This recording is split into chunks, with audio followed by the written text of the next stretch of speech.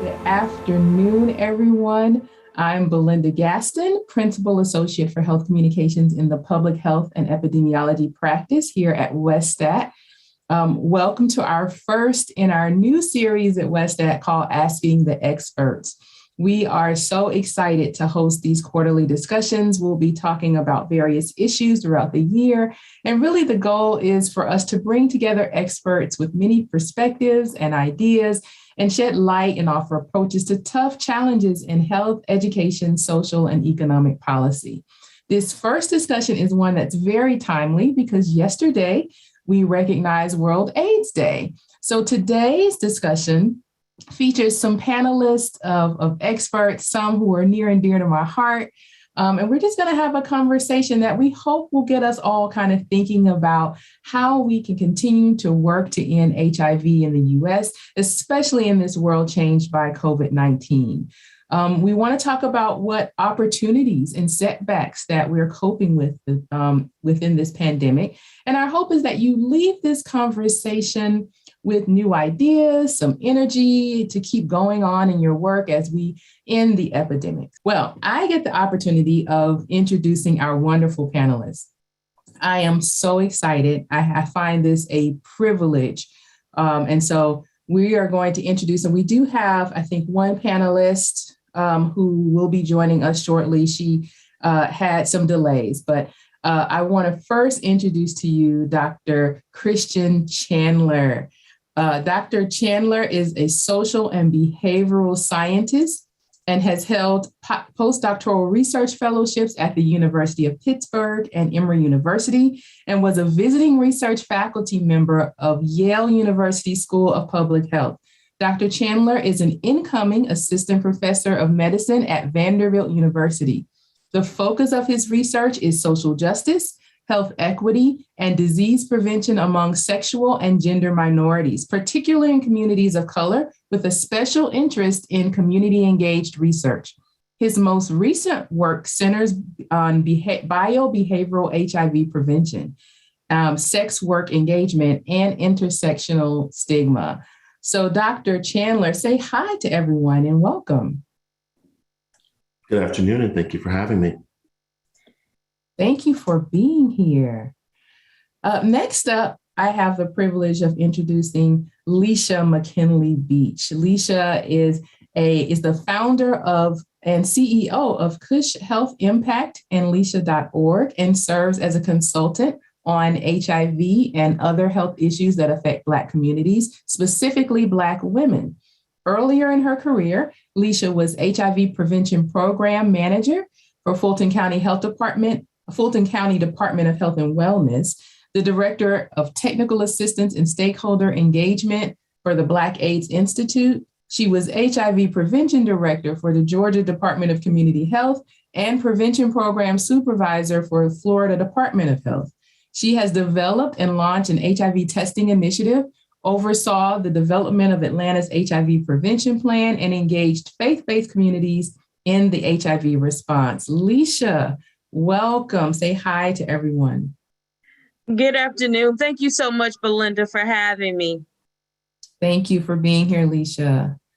Next, we have Dr. Carlos Rodriguez-Diaz. Dr. Rodriguez-Diaz is an associate professor of prevention and community health and director of community-oriented care program at the Milken Institute of Public Health, which is at the George Washington University. He has over 15 years of experience conducting HIV research with populations disproportionately affected by the epidemic. He has developed interventions with Latino communities to reduce negative impact of social stigma in HIV care and facilitate the continuity of HIV care for incarcerated populations re-entering their communities, as well as to increase the access of transgender women to primary care.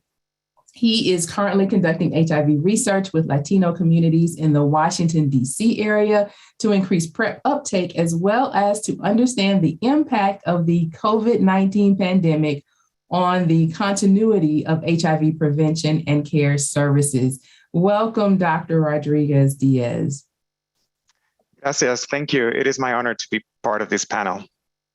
We are so happy to have you here. And I call Dr. Rodriguez-Diaz Dr. Carlos.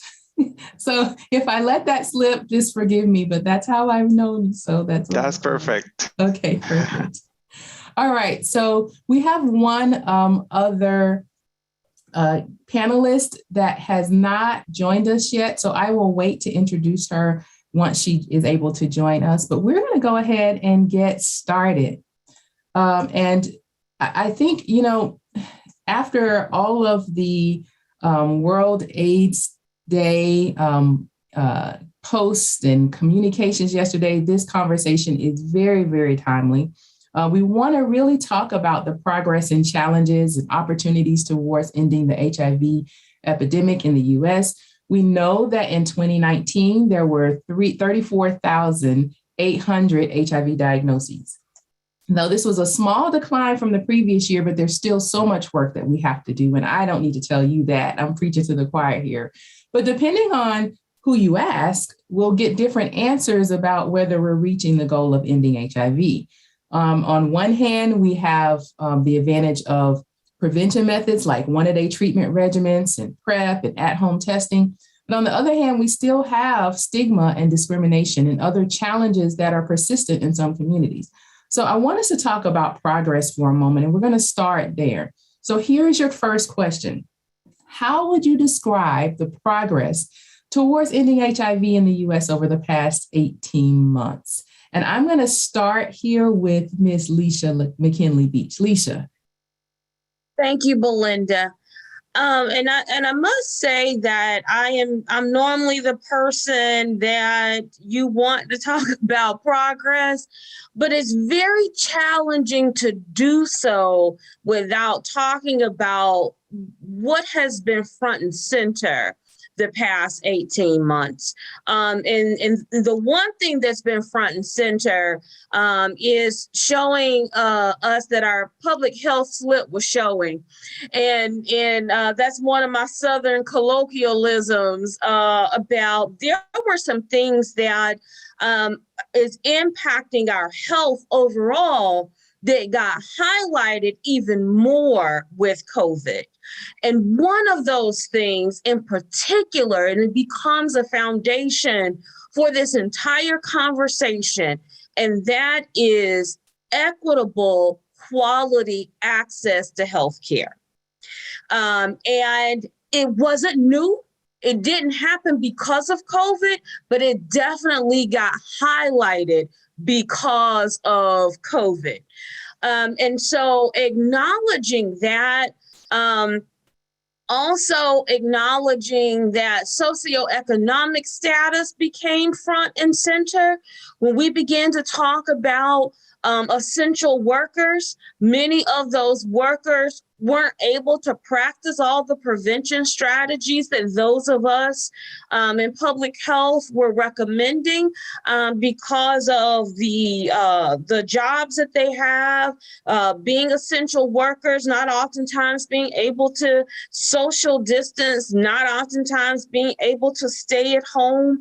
They're not in positions where they were salaried employees. So if I don't go to work, I don't get paid, and having to make those types of decisions. And so when we think about progress, what I'm hoping that the silver lining is throughout those challenges that we recommended was now the enough attention for us to begin to address them. They show up in all our slides, Belinda. When we talk about social determinants of health, we talk about barriers to achieving some of our health goals. All those things show up. But now that a larger audience is aware of it, I'm hoping what we take from that is the opportunity to fully dive in and to address it.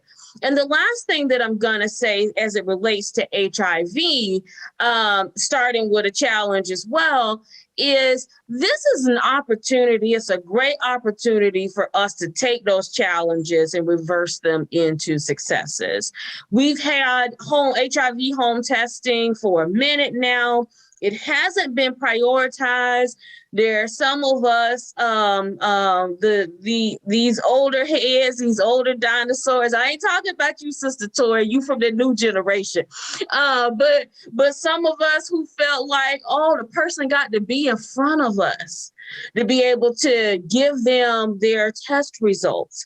Well, when COVID appears, now we don't have that type of engagement, but HIV testing is still necessary. And the beauty was we had the tool. So the tool was already there. So prioritizing those things. And finally, as it relates to PrEP, PrEP is such an amazing, amazing game changer for us. However, it is not reaching the populations that have been mostly impacted, disproportionately impacted by the HIV epidemic. And so when we just look at the math, 250,000 PrEP prescriptions, only 20,000 of those prescriptions being for Black people, and less than 3,000 Black people who have been on PrEP for 6 months or longer. So this great game changer, when 40% of an epidemic represents one racial and ethnic group, but they don't even represent 12, 13% of the people who are benefiting from it, that's a problem. So I want us to be able to take those challenges and be able to answer your question and say, these are now successes for us. Those are great points, especially when you start thinking about this equitable quality access to healthcare. I know that Dr. Carlos has been looking at that, and so is Dr. Chandler. Any of our other panelists, and Tori, I see you. Welcome. We're going to introduce you in 1 minute. So glad you could join us. But to kind of round out this question a bit of our progress so far, anyone else on our panel want to take that question on? Good afternoon. So I would say I very much agree with the panelists before, but I also think that this was a great time and it was very validating for those of us who have worked in HIV for a very long time. One of the things was, as Leisha mentioned, from the moment that this started and we thought that this pandemic would come this way, we began sort of talking, particularly those of us who are researchers and folks who are engaged in community, talked about the fact that, oh, okay, well, we know that our communities are going to be on the front lines. We know the work about social determinants. And I think over the last 18 months, a much broader cross-section of the United States was able to see science in real time. I think sometimes we talk about science and we present it, when it's clean, right? When the data is clean, when the process is clean. And what people have seen over the past 18 months to 24 months is that science can be messy, that sometimes we don't know. And I think that in a lot of ways, this kind of stripped a part of the veneer of science away. But I will also say that I was very proud of those of us who work in HIV because we never dropped the ball, right? We oftentimes managed two different portfolios. So we were working from the very beginning with COVID because we were concerned that individuals living with or at risk for HIV might have been more at risk for COVID. And so we kind of jumped into action right away and we worked on COVID, but we also worked on HIV. And I'm sure in this conversation, we'll talk a lot about some of those things like injectable treatment that have come through in the last 18 months, the superiority studies for injectable PrEP that are coming. I think there are a lot of things in terms of biomedical and biobehavioral prevention. But I would also just round this out and say one of the most exciting things I think happened in the last 18 months was our refocus on stigma, that we figured out that through this process for both COVID and for HIV, through these sort of twinning pandemics, that stigma remained a real challenge. And I really appreciate that the National Institutes of Health had that workshop around stigma and HIV, and that there has been a big pull, several journals, lots of researchers, many of us are digging back into stigma, some people for the very first time, but this refocus on stigma and getting down to really the root causes of some of the things that we see are very essential. And I'm really happy about our progress over the last 18 months. Thank you, Dr. Chandler. And so before we move on, I need to make sure we introduce our panelists that just joined us. Ms. Tori Cooper, thank you for joining us. Ms. Cooper is a health equity consultant, educator, and published author and leader in the transgender and HIV communities, who recently was honored as one of the most influential LGBTQ Georgians by Out Georgia in 2020. She's the director of community engagement for Transgender Justice Initiative at the Human Rights Campaign. She leads with 30 plus years of experience at all levels of HIV service, from volunteering to her roles as executive director and founder of her own consulting agency, Advocates for Better Care Atlanta. Ms. Cooper was recently sworn in on the Presidential Advisory Council of HIV/AIDS, which provides advice, information, and recommendations to the Secretary of Health and Human Services. Tori, welcome and say hi. Hi, everyone. Apologies for being late to you, Belinda, and to all of your guests, but I know you were in good hands with a good doctor and one of the most brilliant and beautiful women that I know, Leisha McKinley-Beach. Thank you. Yes, we are in excellent hands. So our next question, I mean, you've kind of already hinted at this about COVID-19 and how COVID-19 has changed. And it's clear that something's different, right, from COVID-19 and how we're operating. Everything from how we communicate, how we live and entertain, all of that has changed. And we now have what some people are calling this new reality, right? And that's created both some challenges and some opportunities on how we work to end HIV. And so we've started this conversation about challenges that we'd like to turn into opportunities, but I want us to focus on some other challenges. So what do you think are some of the biggest challenges in communities that you serve as it relates to this new normal? And I'm going to start with Dr. Carlos here. Thank you, Belinda. First of all, what is normal? Everybody has a different experience. Let's start with that. And a new normal, let's acknowledge that we are still experiencing the impact of the COVID pandemic. We are not done. It feels like we are in a better place because we are. We have done many things to get here. We have survived a pandemic, and now we are grieving because many of us couldn't survive it. And many of us in our communities were disproportionately affected, as Leisha and Cristian have mentioned, because of historic issues that creates the disparities that we see in public health. So I believe that we have learned on how to deal with a public health emergency, and hopefully these experiences that were useful to respond to the pandemic and take us to where we are now, we can replicate to address the HIV epidemic. However, we need to acknowledge that as we are still dealing with the pandemic, things are going to continue to change. There is still science that we need to understand and to translate to community actions. I echo what Dr. Chandler mentioned about how the pandemic is helping us to demonstrate that we can move faster from scientific knowledge to actual actions in the community. In HIV, we have been taking too long to translate the scientific knowledge to the community. And we have also ignored sometimes the community knowledge to respond to the epidemic. And there is richness in the experiences and the knowledge that communities and people who are disproportionately affected by the epidemic have. And there is a gap between science and the community, and we have to eliminate that gap. So I hope that as we continue to build a new experience, we, as a scientist, we work better with the community. And I say with the community, for the community. We should not use communities for our research. In any way, we are to serve the communities, we meaning scientists and researchers. Government needs to listen more to the communities.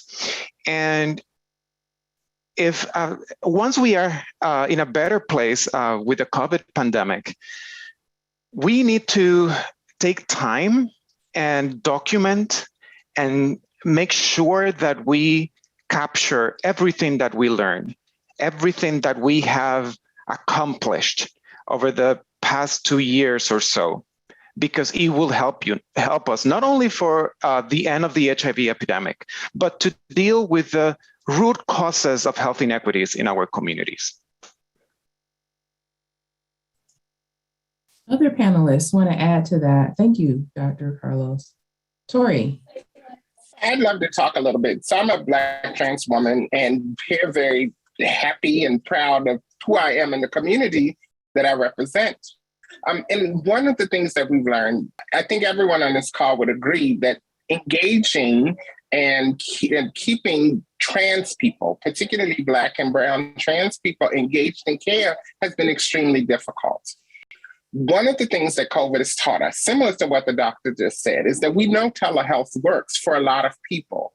It is extremely helpful because what it does is it not just allows people to get in care, but it provides an opportunity for folks to have a safe and affirming visit with a healthcare provider so that certainly they can address any COVID-related issues, but also HIV-related healthcare issues. We know that for folks who are not in care, it's going to be much more difficult for them to get to what I call the magical undetectable viral load, which in turn helps keep we know that being undetectable means that your HIV is untransmittable, Q equals U. And that is one effective way to end the HIV epidemic. So we have to use, as everyone else has said, we have to use some of the tools that we've learned. Telehealth works. Working outside of normal business hours is going to be something that's going to be extremely important for getting folks into care and retained and maintain care. But then we have to address, I heard the social determinants of health. And many of us, we use that public health term really to talk about life issues. Food insecurity is a life issue. Housing is a life issue. Employment, education, childcare, those are life issues. And we need to more greatly address those things and eradicate the inequity that exists in folks, communities that look just like you and me, Belinda. In communities of women, and communities of Black women, trans women, cis women, all folks, but particularly the folks for whom healthcare systems have really neglected. It really since the beginning of the HIV epidemic and since the beginning of time almost.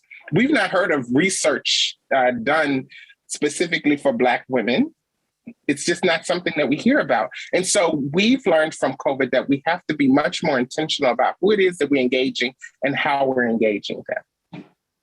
Seems to be a consistent theme. I'm reading some of the comments on the side, and the idea of being intentional seems to keep going through almost everything that you're saying and we've only asked 2 questions so far, but it's this being intentional, and intentionality seems to be a theme here. I see in the comments that some folks have talked about telehealth as being one of the opportunities. And so for those who are watching, I'm also encouraging you as we are going through each of these questions, we'd love to hear what you have to say. And so right now we're talking about challenges, but I also see that some of these challenges are opportunities. And so I'm curious if as I'm going to keep us going down this path of challenges, but as we talk about challenges, let's start to identify some of these opportunities as well. And so I see that Dr. Chandler has unmuted himself. So let's hear what you have to say, Dr. Chandler. But I just want to say I completely agree with the things that the panelists have already said. But one of the things, to loop back to what Dr. Carlos mentioned, was really making sure that we are documenting the lessons that we've learned. And, one of the things that we've consistently talked about in terms of COVID, and for those of us who have been in the world of HIV for a long time, we remember the days when there was HIV denialism. We've seen COVID denialism and skepticism. And now things are very different because there's social media. And it would be easy to say that, well, it's social media and all these other things that are sort of pushing misinformation. But I would like especially for the researchers to remember that there was an incredible amount of misinformation that was pushed through pseudoscientific literature, right? And so the Bulletin of Atomic Scientists talked about a pandemic of bad science, that very early on, there was lots of junk science, lots of fake things that went through what some of us called predatory journals or paper mills or what have you.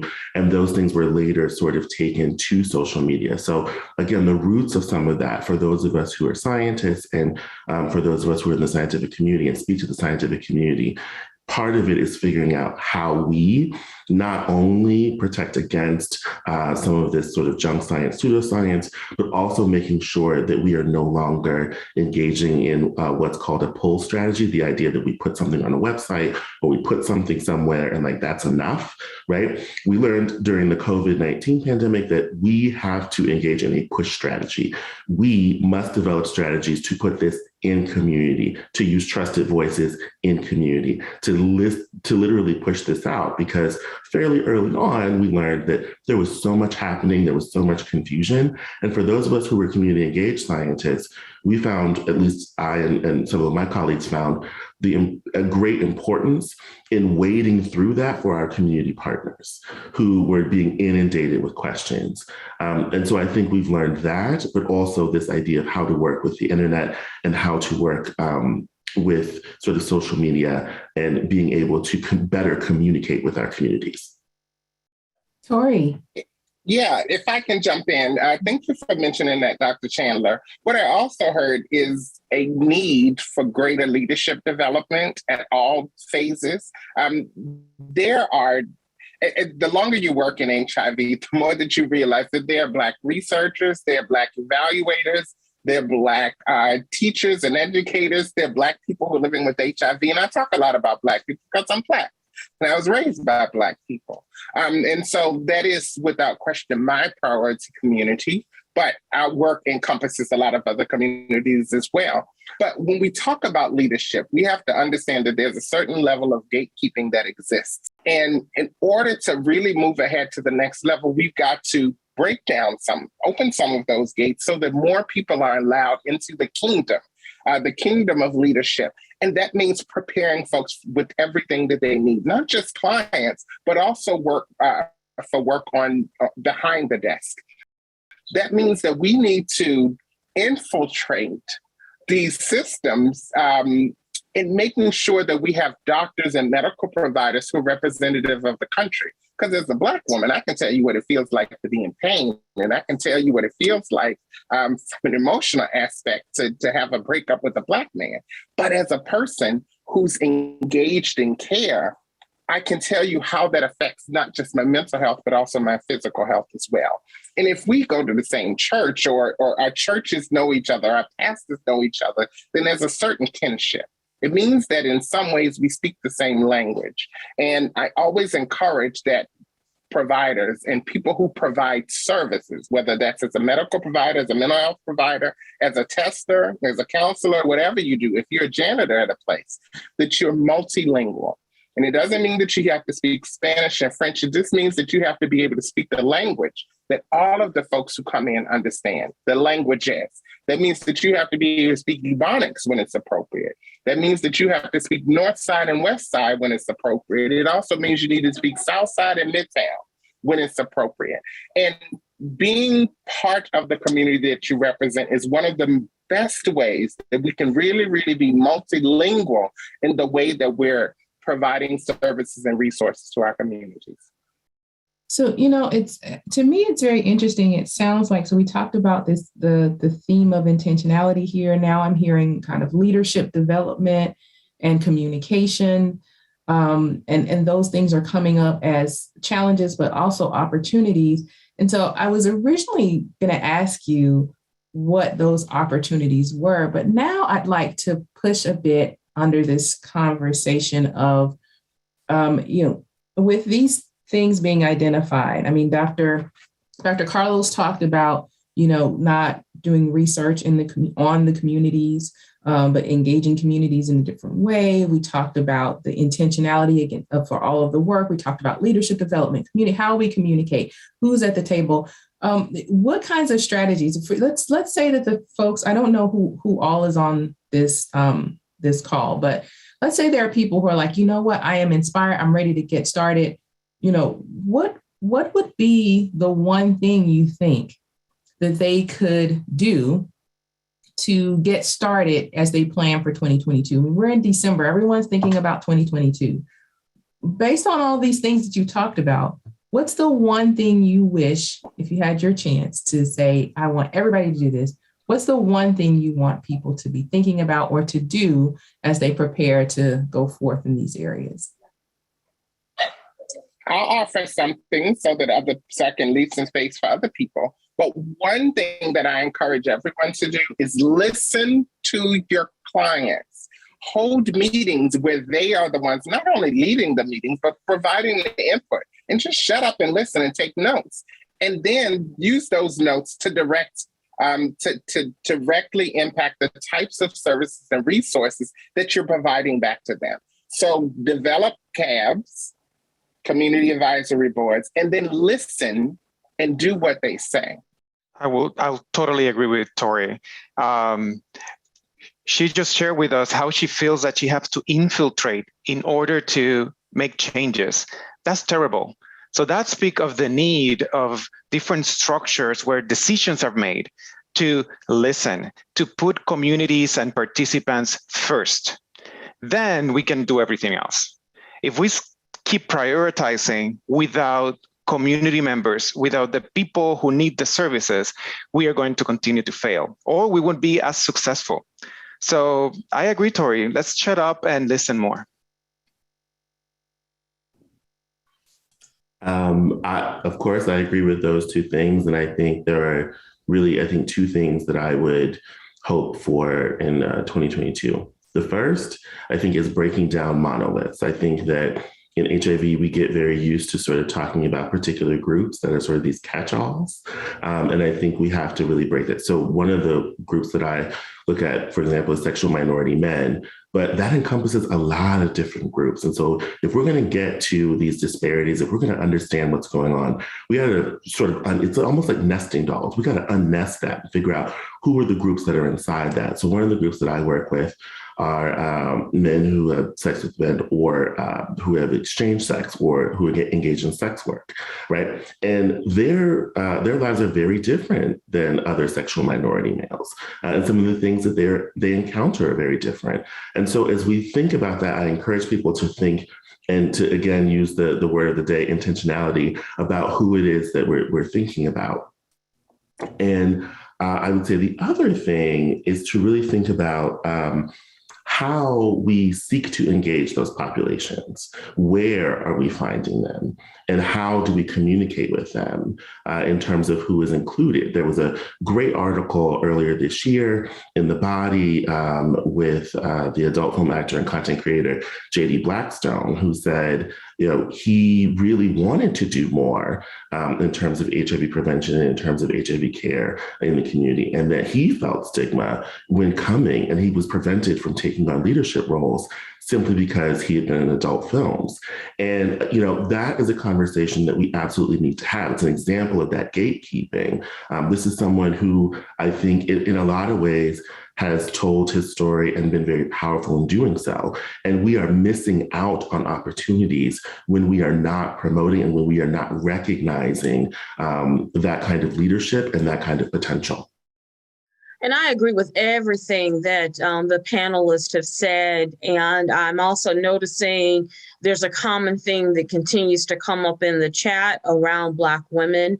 And that is very significant as well. I think that moving forward in 2022, that those of us who, whether we're in this public health space, we're in this community space, ensuring that we are sharing more of ourselves and being some of the models and some of the things that our desire is to change. And what I mean by that is this year, I participated in my very first clinical trial. 30 years into the movement, didn't matter how much knowledge I had about clinical trials, there was still this fear as a Black woman participating in a clinical trial, who knew that my first experience would not be in HIV, it was with COVID. And so being a part of that process, I got the opportunity to meet 4 other Black women who this was their first clinical trial as well.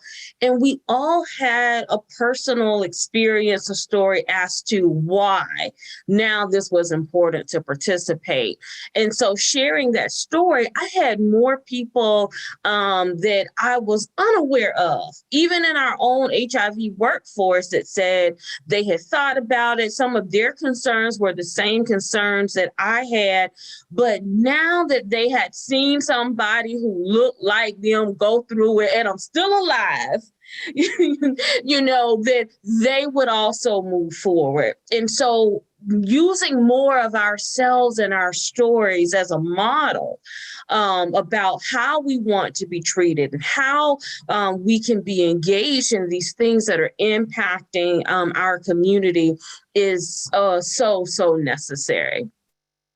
So thank you for sharing. I'm thinking through all of the things that you said. So you talked about listening to clients. The story says, shut up and listen, right? Putting communities first, breaking down the monoliths, seeking to engage, how we engage communities and how we communicate into communities and sharing stories. I think those are all really valuable tips. The question I have for you is, how do we do that? Are there tools or templates or resources that you think folks can use to kind of start in these areas that you've laid out? And let's see, I'll start with Leisha. Okay. You know, one of the things that I have used for 30 years is storytelling. It is culturally just a part of who we are. And even so much of our own history is passed down as oral history. And in that, process of storytelling, it gives people an opportunity to connect in a way that I don't always get trying to understand the science. And to me, as a storyteller, that's something that all of us can do. So much of what I know, that's why I am a powerful threat when I have a piece of information. This thing about PrEP has really gotten under my skin, just about how much money and funding and resources and investment in one of our greatest prevention strategies. And yet we see a community that is not benefiting from that. So that was a bad thing for some folks, for me to have that information. And so we keep sharing that story. Then how do we change that? Right? That's a part of storytelling. You know, we change that by, one, making more people aware of what we're dealing with. 2, then what's our course of action? You know, that's community mobilization. But we can't mobilize people if they don't have the knowledge and the input for what they need to know to go out to have an impact on those things. So storytelling has always been my key source of informing communities about HIV. Thank you, Leisha. Others? Well, I would like to share 2 tools. One from the scientific perspective. Perhaps there are some other researchers and scholars here in the call. And my invitation to you all is to actually listen to the community. For other people who are not doing research, you might be surprised that I have to invite some of my colleagues to do that, but there's so many of us who are not listening. They are coming with the idea, they write the proposal, and then they want the community to respond to their needs. That's very common, unfortunately. Well, stop doing that. That's not the best way for us to use science to help the community. We need to do better. We are also community members. Remember that, right? And then my advice to community persons, those who are consuming the services, we have been saying that we need to shut up and listen more, but you need to speak out. Feel free to speak out, to make your experiences visible. I know that also implies making yourself vulnerable, and that takes courage, and sometimes it's not safe. So I'm not saying that you have to do it in the same way everywhere you are, but explore different venues, colleagues, networks in which you feel comfortable doing so. Talk to other people and advocate. With advocacy, we have changed the way we have responded to the epidemic. The way we are working today in the HIV field is not because of science. It's because community people affected with HIV, people with HIV has been extremely vocal. And they changed the way we do science. And we need to continue doing that. That's the only way we're going to end the epidemic. And we, providers, scientists, will work with you. Any others? Your favorite tools or resources? Yes. So I believe that there's power in positive people. And so with that being said, because for some reason I'm being illiterate today, but peer-to-peer is without question one of the most effective strategies that we can use for people who are living with HIV. There is no provider who can say, only people who are living with HIV can explain to a provider what it feels like to have HIV medicine in their system. Only people who are living with HIV can explain to providers why it might be so difficult between taking a meal versus not taking on an empty stomach, some medicine, because they live in a food desert. So there is power in positive people. But that peer-to-peer model, having people who are part of the community, which again, everybody is saying the same thing, having folks who are paid, who are trained staff at organizations, at community-based organizations, hell, at corporations, is a great way for us to not just bring subject matter experts in, but also bring in people who have that lived experience that are able to provide an aspect that you can't learn at Harvard, that you can't learn with a master's degree. There's something about a person who's taking HIV medicine, who has received that diagnosis, who can articulate things in a way that no person with any degree can ever truly, truly understand, simply because of the power of positive people. So I want to give us time for a few questions. I did see a few questions in the chat and a few comments in the chat. And we promised to keep people for only 60 minutes. So I want to make sure that we get to some of those. And so I am looking at the chat now. I did see a comment from Daniela Knight about seeing commercials all the time about PrEP and asking why this is not benefiting the community. And Leisha, I know you talked about, though all this is available, we still have a lack of people actually getting onto PrEP and using PrEP. So I didn't know if you wanted to address that a bit for us. Sure, really quick, Daniela, I'm going to give you a homework assignment. The next time that you see one of those PrEP commercials, I'm going to ask you to identify what populations might be missing. And so I see you, Sister Tori. And yeah, that's your homework assignment, and that will speak volumes as to part of the reason why we're not seeing the uptake with PrEP in some communities like others. But the other thing as well is that I hear more conversations from people who have chosen PrEP as a prevention strategy that they went into their doctor's office with information, with knowledge about PrEP. The clinicians are not the ones who are initiating those conversations. And so if you are not aware and you are not informed, then this becomes a missed opportunity because the clinicians are not providing that as a part of a resource tool for you. And so in 2022, that is a key strategy that we all can focus on about ensuring that clinicians are now raising the bar. And for me, especially OBGYNs, that any woman who comes in, let's not make some assumptions because she got gray hair, over the age of 50. My grandmother used to say, just because there is snow on the mountaintop don't mean ain't no fire in the valley. So everybody has decided to put sex on the side because they've reached 50. God, I hope not.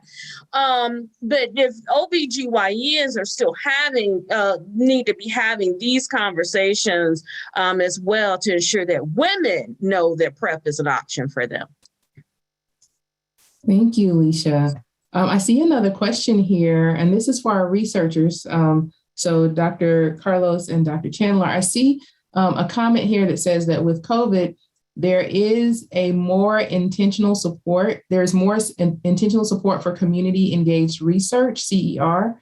I would love to hear from panelists about the challenges and opportunities on how to advance authentic and effective practice of CER. Well, that's another full conversation that we can be talking for hours. But first, I would say that I agree. The community engagement in research has been highlighted during COVID, but we've been highlighting it for a long time. I am concerned about how sustainable it's going to be to have the resources to conduct community engaged research, because conducting community engaged research has specific approaches. It has a cost, and often, unfortunately, we don't translate the experience to the community in full, right? Including giving communities resources, money, so they can engage in research activities. So that's one thing. I also believe that we need to facilitate the empowerment in the communities and among populations to come up with the ideas and use us scientists to help them doing the research. Because community engaged means that we are together in the process, scientists and communities. So it's not always for the scientists to come up with the research question. In fact, I believe that the best research experiences that I've had is when I am listening to the community and I can help coming up with the research questions that we can use in research to explain and translate into services to the community. So I guess my main recommendation here is let's facilitate that communities engage in research. That is very important. It cannot be lip service. And I'll just add to that, I think part of what we're seeing in terms of the community engagement that has happened with COVID really has come, at least partially, and I think a majority of that has come from the HIV research infrastructure. So a lot of this was built upon the HIV research infrastructure and really morphed into something for COVID. And we saw that in terms of where the actual the research sites were. And so I think that to Dr. Rodriguez's point, I think this is a moment to think about what do we want to do moving forward and how do we do that? I think the other thing that we have to think about is being, again, for the word of the day, intentional about when we engage community, right? And so Dr. Carlos mentioned that part of what, particularly those of us who are community engaged are doing, is really engaging the community, starting at the question, right? What is the research question? And this links also to what Leisha was talking about in terms of PrEP, right? So I worked with several colleagues to talk about PrEP and PrEP uptake and what was going on there. And oftentimes researchers would ask a generalized question like, oh, are you concerned about side effects? And people would say yes, and they would sort of stop there. And so, again, coming from communities of color, I would say, well, which side effects are they specifically concerned about, right? Because as a Black person, right, one of the things we know is that Black folks are more likely to have kidney issues. When you say something could cause kidney failure, my ears are heightened, right? I may have already had experience with several family members who were on dialysis. That might be a traumatic experience for me. Like, you've got to walk me through this. And so that's where it takes additional messaging. That's where being involved, being engaged, and listening to community, and being able to ask that next question, the question beyond, is very important. And I think, to round this out in terms of what Belinda was saying, we have to develop tools based on these communities of focus. So we got to develop tools based on Black transgender women or women of transgender experience. We've got to base the tools on that. We can no longer take these generalized tools that have been created in primarily white institutions and primarily white populations and try to retrofit them. The experiences are very different. So it is about engaging the community from the very beginning to develop the tools, to develop the research, if we want to make this work. Thank you. I mean, this has been such a great conversation. We're only 3 minutes or 4 minutes away from our ending time. So for those who I still see other questions happening. I think Darnella has a question. I see Victoria had a question, and Leisha, you answered that. Keep the questions coming. If you have questions, we will do our best to get these to the panelists afterwards and have them give some answers in our follow-up. All of these are really great points. Going beyond is a really good, I think, way for us to end here. We've talked about intentionality. We've talked about working hand in hand with the community, right? And we've talked about perspectives, and are we talking to the people who are impacted by HIV and getting their take on what the experience is like and how we do prevention. All of these are really great. In the last few minutes, what I'd like to do is have our panelists share with us what you're working on now and how we can reach you. We will have up a slide for those who are on with their contact information, and we'll include how you can contact them in the follow-up email as well. But I want to know kind of what you're working on, if you could share, and how to reach you. So we'll start with Dr. Chandler. Right now, I'm taking a look at several studies that have to do with intersectional stigma and men engaged in sex work, and maybe even looking at sex work specific stigma among male sex workers. Thank you. And we'll have Dr. Chandler's information. Can someone put his email in the chat, and we'll also have it up on our next slide. Let's see, Leisha, what are you working on that you want people to know about? So this year I made my announcement that I am retiring December 1st, 2023. 23 months now and counting. And so I'm very intentional about doing projects and taking on speaking engagements like this, where I do what I do best, and that's storytelling, sharing all of this information over the past 30 years, utilizing those things to, help move us further in the ending of the epidemic. And I'll just say this, Belinda, what made me do this so early was looking at some of the great leaders that retire and don't spend this time ensuring that when I walk away, all I know, all these resources and contacts and networks, that they don't go with me. And so that's what I'm doing the next 23 months. Thank you. Tori. So thank you again for having me. I will be as succinct as possible. I navigate the world with a lot of privilege. And yet many of the folks in the community, in the trans community, and more specifically in Black trans communities, don't have a lot of that same privilege. So I will continue to spend my time. What am I working on? I am continuing to make sure that every trans person, every marginalized person by public health standards, knows that they are powerful beyond words, understand that their lived experience is incredibly valid and important to the universe, and making sure that people with HIV understand the importance and the value in their lived experience and should be running the world. Running the world. Okay, Dr. Carlos, round us up. What are you working on? So I am working on several projects, particularly with Latino communities, Latina transgender women and Latino gay men in the continental US, mostly on transferring the scientific knowledge into interventions in primary care and communities, community-based organizations. I also have very dear projects to my heart in Puerto Rico. I am Puerto Rican, so I'll continue doing work with the trans community and with gay men in Puerto Rico to improve access to HIV prevention and HIV care services. And my passion project is mentorship. I love working with people who are the next generation.